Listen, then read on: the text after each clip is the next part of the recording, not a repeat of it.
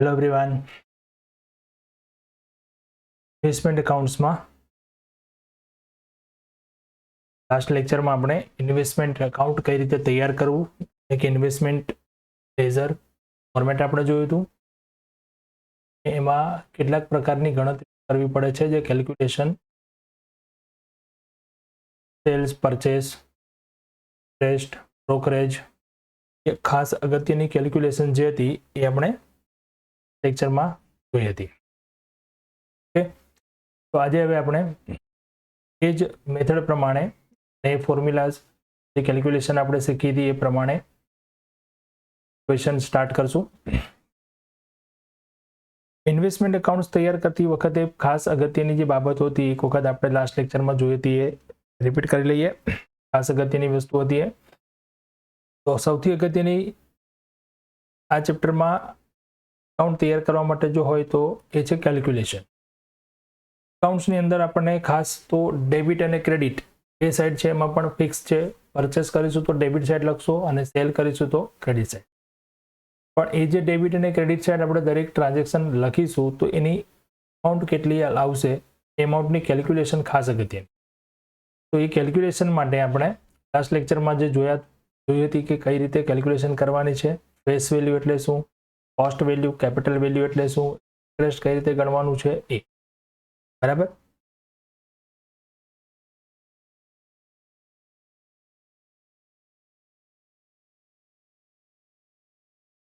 સૌથી પહેલી અગત્યની કેલ્ક્યુલેશન હતી એ છે ઇન્ટરેસ્ટ। ઇન્ટરેસ્ટ માટે ખાસ પોઈન્ટ હતા કે ઇન્ટરેસ્ટ છે ઓલવેઝ કેલ્ક્યુલેટ થશે ઓન ફેસ વેલ્યુ અથવા તો નોમિનલ વેલ્યુ, અને ઇન્ટરેસ્ટ છે એ રેટ પ્રમાણે અને ટાઈમ પીરિયડના આધારે ગણાશે। એટલે કે ઇન્વેસ્ટમેન્ટ જેટલા સમય માટે હોલ્ડ કર્યું હશે એટલા સમય માટેનું આપણે ઇન્ટરેસ્ટ ગણીશું, બરાબર છે।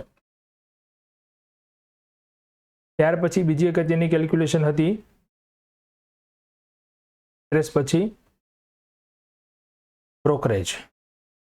બ્રોકરેજ જે છે એ કઈ કિંમત પર ગણવાની એના માટે પહેલા જોઈએ તો બ્રોકરેજ એ કેલ્ક્યુલેટ થશે on cost value or face value. Or face value મતલબ અહીંયા કોસ્ટ વેલ્યુ પર જ ગણતરી થશે બ્રોકરેજની, પણ જો આપણને સૂચના આપી હશે કે એ ગણતરી કરવાની છે ફેસ વેલ્યુ પર તો પછી આપણે એની કેલ્ક્યુલેશન ઓન ફેસ વેલ્યુ।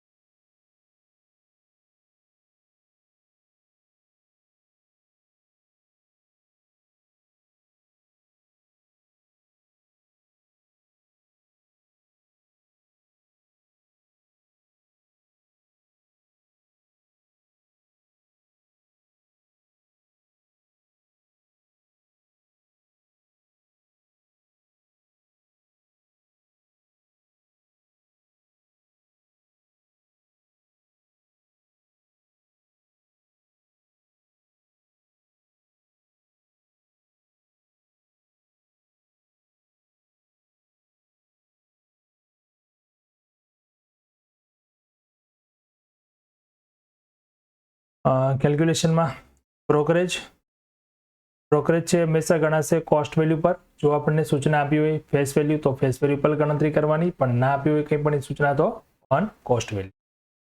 ત્યાર પછી ટ્રાન્ઝેક્શન છે કમ ઇન્ટરેસ્ટ સેલ ઓર પરચેસ। કમ ઇન્ટરેસ્ટ સેલ ઓર પરચેસ એટલે કે સેલનું ટ્રાન્ઝેક્શન હોય અથવા તો પરચેસનું હોય, પણ આપણને સૂચના આપી હોય કમ ઇન્ટરેસ્ટ। કમ ઇન્ટરેસ્ટ મતલબ વિથ ઇન્ટરેસ્ટ, ઇન્ટરેસ્ટ સાથે, ઇન્ટરેસ્ટ સહિત। તો આ ટ્રાન્ઝેક્શનની કેલ્ક્યુલેશન કરવા માટે આપણે પહેલાં તો ફેસ વેલ્યુ આપેલી હશે, ફેસ વેલ્યુનો માર્કેટમાં કેટલો ભાવ છે એના માટે આપણને માર્કેટ પ્રાઇસ આપેલી હશે, અને આ ફેસ વેલ્યુની પરથી આપણે કોસ્ટ વેલ્યુ ગણવાની છે। તો એ કોસ્ટ વેલ્યુની ગણતરી કરવા માટે ફેસ વેલ્યુ જે છે એને પહેલાં તો માર્કેટ પ્રાઇસ તરીકે કન્વર્ટ કરી દો, ત્યાર પછી એમાંથી ઇન્ટરેસ્ટ માઇનસ કરી દો, પછી સેલ હોય તો બ્રોકરેજ માઇનસ અને પરચેસ હોય તો બ્રોકરેજ પ્લસ આપણને in short cum interest sale કે પરચેસ હોય તો આપણે ઇન્ટરેસ્ટ બાદ કરવાનું છે, બરાબર। અને સાથે જો આપણને એક્સ ઇન્ટરેસ્ટ સેલ આપણને સૂચના આપી હોય કે એક્સ ઇન્ટરેસ્ટ સેલ હોય કે પરચેસ હોય તો એમાં ઇન્ટરેસ્ટ બાદ કરવાનું નથી। તો આ રીતે થશે, પહેલાં ફેસ વેલ્યુને માર્કેટ વેલ્યુ પ્રમાણે ગણતરી કરશું, બ્રોકરેજ પ્લસ કે માઇનસ કરી દઈશું, સેલ હશે તો માઇનસ, પરચેસ પ્લસ, જે મળશે એ આપણે થઈ જશે કોસ્ટ। એ આપણે શું કર્યું, ઇન્ટરેસ્ટ બાદ કર્યું નથી। એટલે કે એક્સ ઇન્ટરેસ્ટ સેલ ઓર પરચેસ જો આપણને સૂચના આપી હોય તેમાંથી ઇન્ટરેસ્ટ બાદ કરવાનું નહીં. કમ ઇન્ટરેસ્ટ સેલ કે પરચેસ બાદ કરવાનું. બરાબર, આ બે ગણતરીમાં ખાસ આ પોઈન્ટ યાદ રાખવાના છે. ત્યાર પછી નંબર 5 છે profit or loss on cell of investment. જો પરચેસ કરીએ આપણે તો પરચેસને આપણે ડેબિટ સાઇડ લખી દેવાનું છે, એની ફેસ વેલ્યુ આપેલી હશે, ઇન્ટરેસ્ટની ગણતરી કરવાની અને કોસ્ટ વેલ્યુ ફાઇન્ડ કરીને લખી દે. પણ જ્યારે સેલ કરીશું તો સેલ કરવાની સાથે સાથે કાં તો પ્રોફિટ થશે ને કાં તો લોસ થશે. તો જો પ્રોફિટ કે લોસ હોય તો એની કેલ્ક્યુલેશન આપણે કરવાની છે. સિમ્પલ છે કેલ્ક્યુલેશન પ્રોફિટ કે લોસ ફાઇન્ડ કરવા માટેની, સેલ્સ માઇનસ કોસ્ટ વેલ્યુ. તો એના માટે આપણે પહેલા સેલ પ્રોસીડ ગણશું, નેટ સેલ પ્રોસીડ એટલે કે એની જે પણ ઇન્વેસ્ટમેન્ટ સેલ કર્યા છે એની વેચાણ કિંમત. જે પણ સેલ પ્રાઇસ મળશે એ સેલ્સમાંથી આપણે માઇનસ કરી દઈશું કોસ્ટ વેલ્યુ અને જે મળશે એ થઈ જશે આપણું પ્રોફિટ અથવા અહીંયા સેલ વેલ્યુ છે એ સેલ વેલ્યુ આપણે આરામથી ગણી શકીશું, કારણ કે જે ફેસ વેલ્યુને કોસ્ટ વેલ્યુમાં કન્વર્ટ કરીશું તો એ કોસ્ટ વેલ્યુ જે થઈ એ જ આપણી સેલ્સ વેલ્યુ થઈ. બટ કોસ્ટ વેલ્યુ કઈ રીતે ગણશો? તો કોસ્ટ વેલ્યુ ગણવા માટે આપણે જે રીતે રોકાણોની આવક અને જાવક થાય છે એ પ્રમાણે અહીંયા મેથડ યુઝ કરવાની છે, ફીફો અને લીફો. ફીફો મેથડ એટલે ફર્સ્ટ ઇન ફર્સ્ટ આઉટ અને લીફો મેથડ એટલે લાસ્ટ ઇન ફર્સ્ટ આઉટ. જે તમને સૂચના આપેલી હશે કે આ મેથડ યુઝ કરવાની. તો જે રીતે આવક જાવક માટે ઇન્ફોર્મેશન હશે એ પ્રમાણે આપણે ફીફો મેથડ યુઝ કરવાની હશે. તો ફર્સ્ટ ઇન ફર્સ્ટ આઉટ, પહેલા કયું રોકાણ આવે છે એ રોકાણ પહેલા વેચીશું, પછી જે બીજું આવે છે પછી વેચાશે. તો એના આધારે આપણે એની પ્રપોર્શન પ્રમાણે પ્રમાણસર એની કોસ્ટ વેલ્યુ ફાઇન્ડ કરવી પડે. બરાબર છે. સેલ્સ વેલ્યુ ઇઝી છે, આપણે જે કોસ્ટ વેલ્યુ એ સેલ વેલ્યુ મળી જાય છે કોઈ પણ ઇન્વેસ્ટમેન્ટ સેલ કરીએ ત્યારે, but any cost value find કરવી ખાસ અગત્યની છે. ક્વેશ્ચનમાં આપણે ગણતરી કરીએ ત્યારે ધ્યાનથી જોઈશું. બરાબર, તો ધ્યાન રાખવાનું છે અહીંયા આપણે બે મેથડ યુઝ કરવાની છે, ફીફો અને લીફો, જે પણ તમને સૂચના આપી હશે તે. ત્યાર પછી છે last closing balance. Closing stock આપણે ગણતરી કરીએ તો એમાં પણ આપણે આ મેથડ કરવાની છે, ફર્સ્ટ ઇન ફર્સ્ટ આઉટ અથવા લાસ્ટ ઇન આઉટ, જે પણ સૂચના હોય. આટલી ખાસ અગત્યની કેલ્ક્યુલેશન્સ આપણે લાસ્ટ લેક્ચરમાં ડિસ્કસ કરી હતી. ઇન્વેસ્ટમેન્ટ એકાઉન્ટનું ફોર્મેટ જોયું હતું કે ઇન્વેસ્ટમેન્ટ આપણે એન્ટ્રીઝ કરીશું. હવે આજે એક પ્રેક્ટિકલ ક્વેશ્ચન જોઈ આજે મેથડ શીખ્યા જે આપણે સ્ટાર્ટ કરીએ. તો સ્ટાર્ટ કરીએ આપણે સમ નંબર 1. એક બીજો ખાસ અગત્યનો પોઈન્ટ મેં તમને કહ્યું હતું કે જ્યારે પણ આપણે ઇન્વેસ્ટમેન્ટનું એકાઉન્ટ બનાવીએ તો એમાં જે ટ્રાન્ઝેક્શન લખવાના છે ડેટ વાઇઝ લખવાના. પહેલા બધા પરચેસ લખી દઈએ પછી સેલ લખી દઈએ એ નહીં. ટ્રાન્ઝેક્શન જે છે ડેટ વાઇઝ લખવાના. પહેલા તો કોઈ પણ રકમ જો આપણને આ ટાઈપમાં આપેલી હોય, ક્વેશ્ચન આ રીતના આપેલો હોય પેરેગ્રાફ સાથે, તો આપણે પેરેગ્રાફની અંદરથી એને જે ટ્રાન્ઝેક્શન્સ થયા છે ટ્રાન્ઝેક્શનને આપણે ડેટ વાઇઝ લખી દઈશું. લગભગ તો આપણને ક્વેશ્ચન એવા પણ આપેલા હોય છે કે જેમાં ડેટ વાઇઝ ટ્રાન્ઝેક્શન આપેલા હોય. બરાબર છે. તો જો નથી આપેલા તો આપણે પહેલા એને ડેટ વાઇઝ. અહીંયા ક્વેશ્ચન છે Atul limited held on 1st April 2017 rupees 1 lakh of 7% government loan at 95%. Atul limited પાસે 1 એપ્રિલ 2017ના રોજ 1 લાખ રૂપિયાની 7% ગવર્મેન્ટની લોન છે. એટલે ગવર્મેન્ટ લોન એ ઇન્વેસ્ટમેન્ટનું નામ છે. 95% એનો માર્કેટ રેટ છે. 3 months interest had accrued thereon. એના પર 3 મહિનાનું વ્યાજ મળવાનું બાકી છે. On 31st August 2017, the company purchased a further rupees 40,000 of the loan at 96% 31 August 2017 કંપનીએ આ જ ગવર્મેન્ટની લોન એ 40,000 રૂપિયાની ખરીદી, જેનો માર્કેટમાં ભાવ હતો 96%. On 31st October 17, 30,000 of the loan is sold at 94 x interest. આ થયો બીજો ટ્રાન્ઝેક્શન. પરચેસ કર્યું પછી કર્યું સેલ. 31 ઓક્ટોબર 2017 કંપનીએ 30,000 રૂપિયાની આ લોન સેલ કરી દીધી. માર્કેટ પ્રાઇસ હતો 94%. એક્સ ઇન્ટરેસ્ટ સેલ કરી. On 20th February 2018, rupees 20,000 loan is sold at 96 cum interest. 23 ફેબ્રુઆરી 2018 20,000 રૂપિયાની લોન 96ના પ્રાઇસથી એમણે કમ ઇન્ટરેસ્ટ પરચેસ કરી, સેલ કરી છે. Interest payable half yearly on 1st July and 1st January. એટલે આ જે રોકાણો છે એના પર આપણને વ્યાજ ક્યારે મળે છે તો હાફ યરલી દર 6 મહિને વ્યાજ મળે છે અને વ્યાજ મળવાની તારીખ છે 1 જુલાઈ અને 1 જાન્યુઆરી. Okay. Price of the loan on 31st March 2018 is 96.25. આ રોકાણોની 31 માર્ચ 2018 એની કિંમત પ્રાઇસ છે 96.25 એટલે કે ક્લોઝિંગ ડેટ છે આપણી 31st March. Drop the investment account as per FIFO method. FIFO method પ્રમાણે એ આપણને ક્વેશ્ચન પૂછ્યો છે. ફીફો મેથડ પ્રમાણે તમારે ઇન્વેસ્ટમેન્ટ અકાઉન્ટ તૈયાર કરવાનું છે અને ઇન્વેસ્ટમેન્ટનું નામ શું છે અહીંયા 7% ગવર્મેન્ટ લોન. બરાબર છે. કોઈ કંપની 7% ગવર્મેન્ટ ઇન્વેસ્ટમેન્ટ કર્યું છે અકાઉન્ટ આપણને. ચલો તો સૌથી પહેલા તો અહીંયા જે ટ્રાન્ઝેક્શન આપેલા છે ટ્રાન્ઝેક્શનને આપણે ડેટ વાઇઝ લખી લઈએ. સૌથી પહેલા કયો ટ્રાન્ઝેક્શન આવશે તો સૌથી પહેલા આપણે જોઈએ તો ઓપનિંગ બેલેન્સ આવશે. ઓપનિંગ બેલેન્સ છે આપણું 1 એપ્રિલે. તો 1 એપ્રિલ 2007 છે ઓપનિંગ બેલેન્સ. કેટલું છે 1 લાખ રૂપીસ અને માર્કેટ રેટ છે એનો 95%. ત્યાર પછી 31 ઓગસ્ટ 17 એમણે કમ ઇન્ટરેસ્ટ પરચેસ કર્યું જેની પ્રાઇસ હતી 40,000 અને 96% એનો માર્કેટ રેટ હતો. બરાબર છે. અહીંયા આપણે જોઈએ 1 એપ્રિલ 17 1 લાખ એ એની ફેસ વેલ્યુ છે અને 95% એની કોસ્ટ વેલ્યુ કેપિટલ વેલ્યુ છે. પછી પરચેસ કર્યું છે. ત્યાર પછી શું કર્યું છે એમણે 31 ઓક્ટોબરે 30,000ની લોન સેલ કરી છે એક્સ ઇન્ટરેસ્ટ. ટ્રાન્ઝેક્શન પર લખતા જઈએ.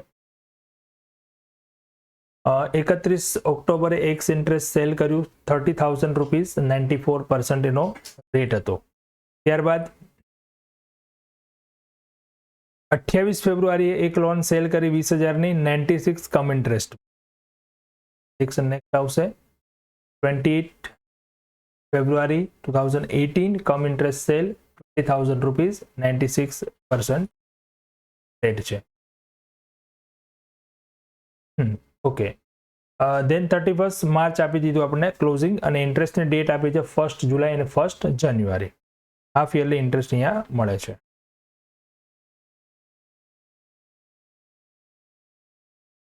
તો હવે એ ડેટ લખી દઈએ. પહેલા 31 માર્ચ આપણું ક્લોઝિંગ બેલેન્સ મળશે. ફીફો મેથડ પ્રમાણે ફાઇન્ડ કરવાનું છે. માર્કેટ પ્રાઇસ છે એની 96.25.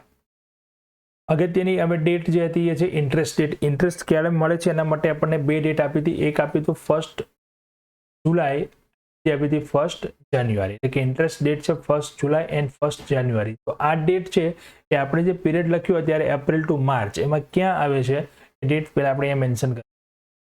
તો 1 જુલાઈ છે અહીંયા આવશે before August and after April એટલે અહીંયા આવશે. તો અહીંયા આપણે ફર્સ્ટ ઓપનિંગ બેલેન્સ પછી ટ્રાન્ઝેક્શનની એન્ટ્રી કરવી પડશે 1 જુલાઈની. ત્યાર પછી આપણે 31 ઓગસ્ટ લખીશું. ઓકે. નેક્સ્ટ છે 1 જાન્યુઆરી. તો એ 1 જાન્યુઆરી ક્યાં આવશે? Okay. Before February end after October. 1 જાન્યુઆરી 2018 પણ આપણે અહીંયા કરીશું આ રીતે. તો પહેલા તો બધા ટ્રાન્ઝેક્શન લખી લીધા. ટ્રાન્ઝેક્શન પછી આપણે ઇન્ટરેસ્ટ ડેટ મેન્શન કરી દીધી કે કઈ કઈ જગ્યાએ ઇન્ટરેસ્ટને આપણે કેલ્ક્યુલેશન કરવી પડશે અને ઇન્ટરેસ્ટની એન્ટ્રી આપવાની છે. ઓકે. હવે આ જેટલા ટ્રાન્ઝેક્શન છે બધા જ ટ્રાન્ઝેક્શનમાં દરેક વખતે આપણે કેલ્ક્યુલેશન કરી અને 3 કિંમતો ફાઇન્ડ કરવાની છે. ફેસ વેલ્યુ, ઇન્ટરેસ્ટ અને કોસ્ટ વેલ્યુ. બરાબર. આ ક્વેશ્ચનમાં બ્રોકરેજ આપણને ક્યાંય આપેલી નથી એટલે બ્રોકરેજ કોઈ જગ્યાએ પ્લસ કે માઇનસ કંઈ થશે. ઇન્ટરેસ્ટની કેલ્ક્યુલેશન. તો પહેલા તો ફોર્મેટ પ્રમાણે આપણું લેઝર તૈયાર કરી દઈએ. ખાતાનું નામ થશે અહીંયા 7% ગવર્મેન્ટ લોન.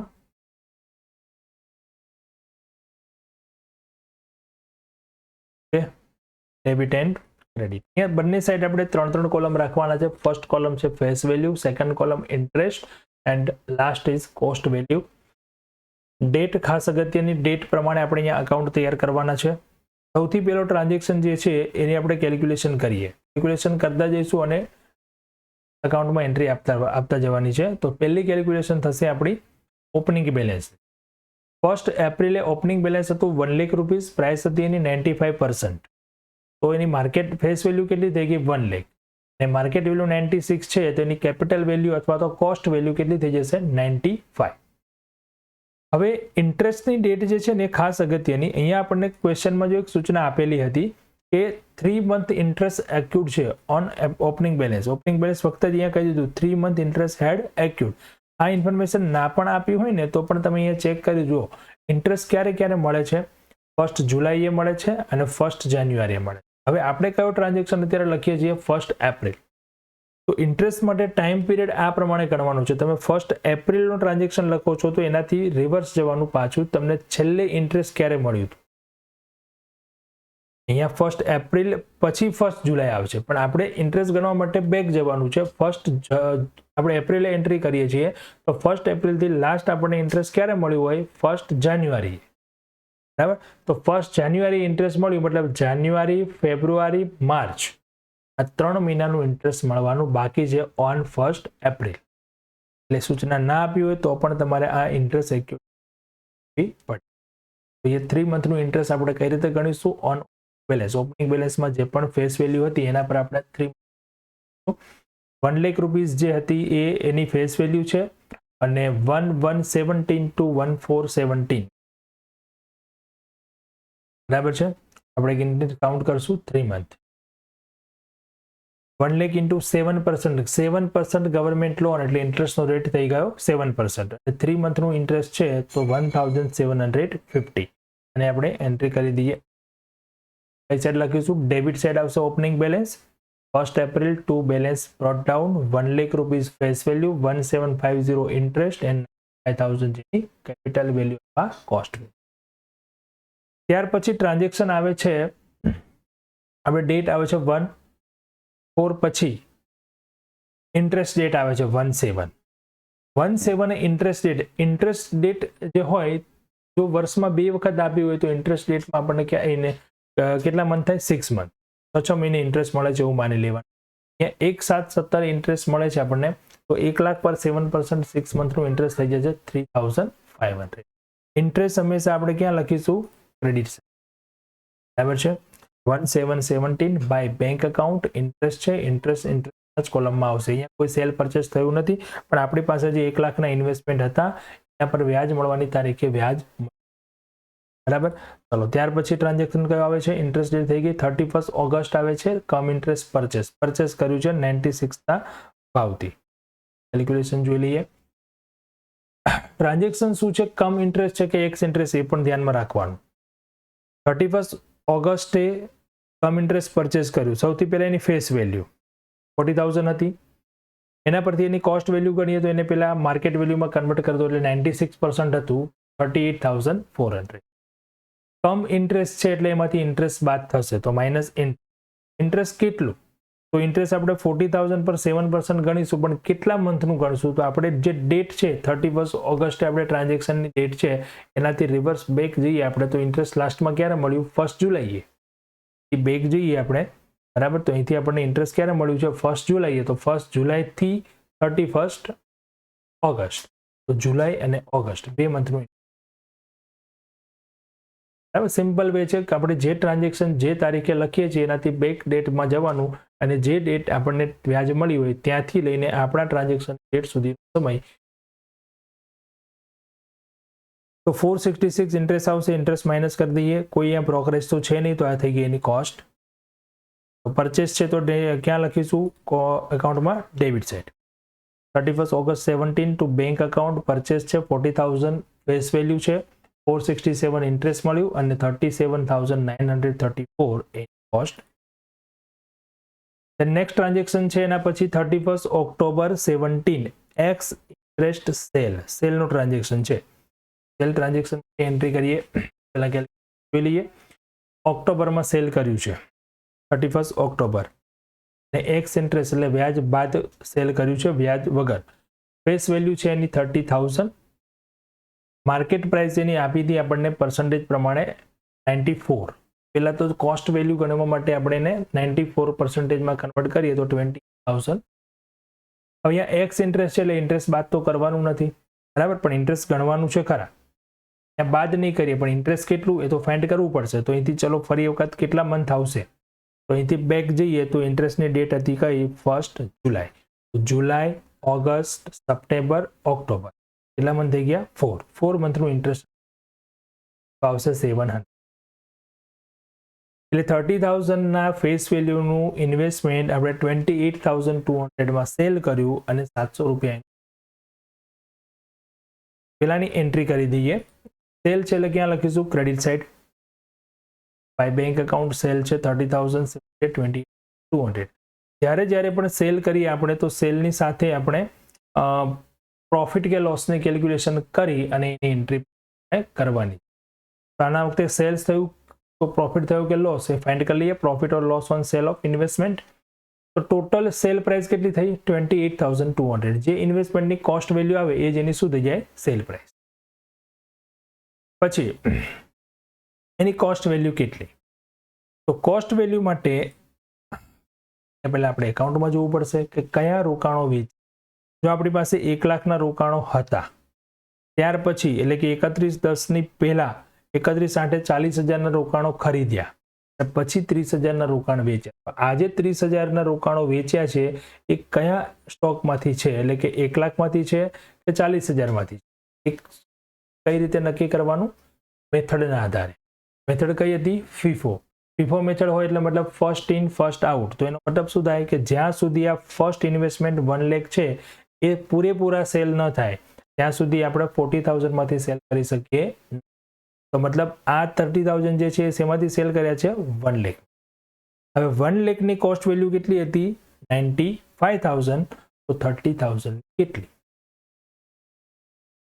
આ જ વસ્તુ જો તમને લીફો મેથડમાં કહી હોત તો લીફો મેથડમાં આપણે શું કરત લાસ્ટ ઇન ફર્સ્ટ આઉટ. તો જ્યારે સેલ કરો છો એમાં લાસ્ટ ઇન્વેસ્ટમેન્ટ કયું આવ્યું છે 40,000.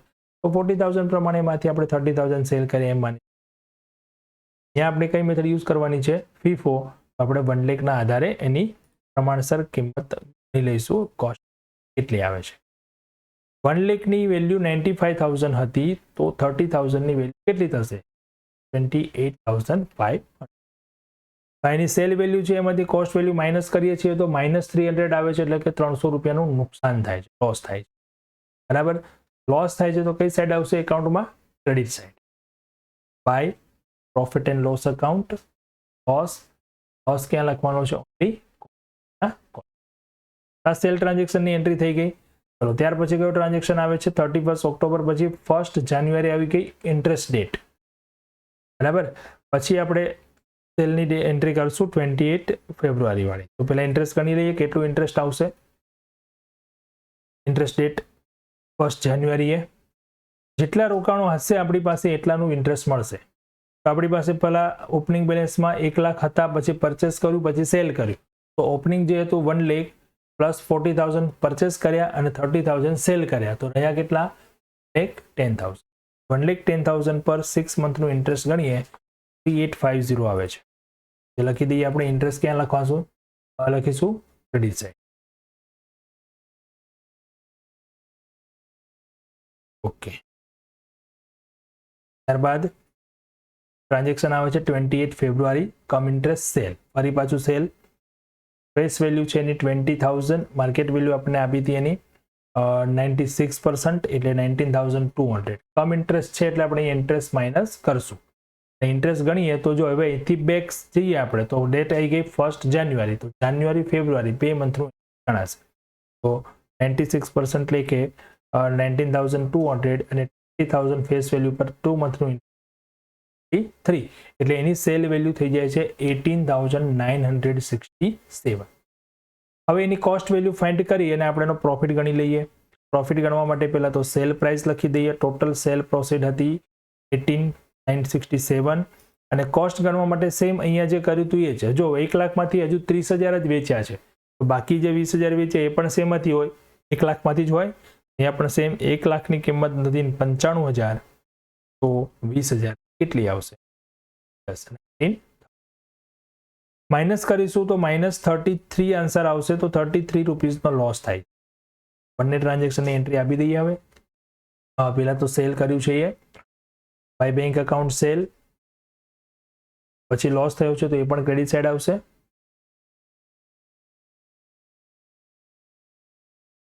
હવે કયો ટ્રાન્ઝેક્શન બાકી રહ્યો તો 31 માર્ચ આવી ગઈ ક્લોઝિંગ બેલેન્સ. ક્લોઝિંગ બેલેન્સની આપણે ગણતરી કરી લઈએ. ક્લોઝિંગ બેલેન્સ ગણવા માટે આપણે મેથડ યુઝ કરવાની છે ફીફો. તો 31 માર્ચ 18 ક્લોઝિંગ બેલેન્સ ગણીએ ફીફો મેથડ પ્રમાણે. તો આવક જાવક બધી સરખામણી કરી અને આપણે એ ગણતરી કરવાની. ફેસ વેલ્યુ અને કોસ્ટ વેલ્યુ બંને ધ્યાનમાં લેવાની. ઓપનિંગ બેલેન્સ 1 લાખ હતું, જેની કોસ્ટ વેલ્યુ હતી 95,000. સેલ આપણે બે વખત કર્યું, એક વખત 30,000 અને એક વખત 20,000. તો એ બંને સેલ આ 1 લાખમાંથી જ થયા છે, બરાબર. તો એ બંનેથી બાદ કરી દઈએ તો 1 લાખમાંથી હવે આપણી પાસે બેલેન્સ વધ્યું હોય 50,000. તો 50,000 ની કોસ્ટ વેલ્યુ કેટલી થઈ જશે? 47,500. જેમ 1 લાખની 95,000 છે, 50,000 ની કેટલી આવશે? તો 50,000 into 95,000 divided by 1 લાખ કરો એટલે આવે. પછી પરચેસ કર્યું હતું 31/8 40,000 ની, એની વેલ્યુ હતી, કોસ્ટ વેલ્યુ 37,934. એટલે ટોટલ અહીંયા આપણી પાસે રહ્યા કેટલો સ્ટોક? 90,000. એની વેલ્યુ કેટલી થઈ ગઈ? 85,400. તો આ ફેસ વેલ્યુમાં ડિફરન્સ આવશે આટલો ક્લોઝિંગમાં, અને આ આપણી કોસ્ટ વેલ્યુમાં ડિફરન્સ આવશે. અહીંયા એક બીજી વિગત પણ આપણને ક્વેશ્ચનમાં આપી હતી કે 31મી માર્ચે આ જે રોકાણો છે એની વેલ્યુ કેટલી હતી? માર્કેટ વેલ્યુમાં 96.85. તો એ પણ ગણતરી કરવાની. ફીફો મેથડ ભલે છે, ફીફો મેથડ પ્રમાણે આપણે ગણતરી કરી લીધી, પણ માર્કેટ વેલ્યુ પણ એની ફાઇન્ડ કરવાની. તો માર્કેટ વેલ્યુ કેટલી? તો 90,000 ના 96.20%, 86,006. આ બંનેમાંથી જે કિંમત ઓછી હોય એ આપણે ધ્યાનમાં લેવાની. એ કઈ છે? 85,000, which is low. એ આપણે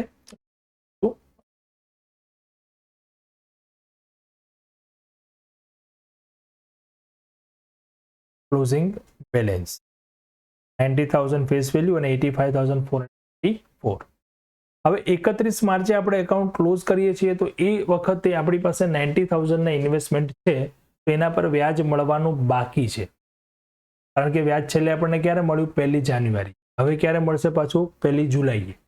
31 માર્ચ આપણું અહીંયા એકાઉન્ટ ક્લોઝ કરીએ છીએ, તો જાન્યુઆરી, ફેબ્રુઆરી, માર્ચ એ 3 મહિના વ્યાજ મળવાનું બાકી, બરાબર છે. શેના પર ગણવાનું હોય? 90,000 પર. તો એક્યુડ ઇન્ટરેસ્ટ અહીંયા 90,000 પર ગણીશું આપણે 3 મંથનું, તો 1,575 રહેશે, 7% લે, બરાબર છે. 1,575. અહીંયા આપણું એકાઉન્ટ થઈ ગયું કમ્પ્લીટ, બધા ટ્રાન્ઝેક્શનની એન્ટ્રી થઈ ગઈ. હવે ક્લોઝ કરીશું આ એકાઉન્ટને. તો ક્લોઝિંગની અંદર જો ટોટલ કરીએ આપણે, તો અહીંયા ટોટલ થશે 1,40,000 ફેસ વેલ્યુનું, અહીંયા થઈ જશે 1,40,000. આ ફેસ વેલ્યુ ક્લોઝ કરીએ, કારણ કે અહીંયા જે ડિફરન્સ આપણે આવ્યો છે એ ડિફરન્સ ઓટોમેટિક આપણે જે ક્લોઝિંગ બેલેન્સ હતું આવી ગયું, તો બંને સાઈડ ટોટલ થઈ જશે. ઇન્ટરેસ્ટના કોલમનું ટોટલ કરીએ તો ક્રેડિટ સાઇડ ઇન્ટરેસ્ટ 9648 થાય છે, અને અહીંયા 1750. તો એ જે ડિફરન્સ આવે છે એ ડિફરન્સ ઇન્ટરેસ્ટને આપણે ટ્રાન્સફર કરી દઈશું પ્રોફિટ એન્ડ લોસ એકાઉન્ટ 1,041. એટલે કે આ ઇન્ટરેસ્ટ પર આખા વર્ષ દરમિયાન આપણે આ ઇન્વેસ્ટ પર આટલા રૂપિયાનું વ્યાજની આવક થઈ, બરાબર. હવે બાકી રહ્યું કોસ્ટ વેલ્યુનું ટોટલ. તો કોસ્ટ વેલ્યુનું ટોટલ બંને બાજુ સરખું થઈ જશે, કારણ કે આપણે સેલ્સમાં પણ દર વખતે પ્રોફિટ કે લોસ કેલ્ક્યુલેશન કરેલી છે. કોસ્ટ વેલ્યુ ઓલવેઝ ઇક્વલ, બરાબર છે. તો આ પ્રમાણે આપણે ઇન્વેસ્ટમેન્ટ, અગત્યની ગણતરીઓ જે ખાલી છે એ છે સેલ, પરચેસ, ઇન્ટરેસ્ટ અને બ્રોકરેજ. બ્રોકરેજનો પોઈન્ટ હતો નહીં. ક્લોઝિંગ બેલેન્સની મેથડ કઈ છે એ પણ ધ્યાનમાં રાખવાની, ફીફો અને જે મેથડ હોય એ પ્રમાણે, બરાબર. નેક્સ્ટ લેક્ચરમાં હવે આવા જ અલગ અલગ ક્વેશ્ચનની પ્રેક્ટિસ કરીશું. ત્યાં સુધી તમારે આના જ ક્વેશ્ચન ફરી એકવાર જાતે ગણીને ટ્રાય કરવાનું છે. કોઈ પણ ક્વેરી હોય તો તમે કોન્ટેક્ટ કરી શકો છો. કોન્ટેક્ટ છે મારો અહીંયા. ઓકે, તો નેક્સ્ટ લેક્ચરમાં નવા ક્વેશ્ચન સાથે મળીશું. Thank you and have a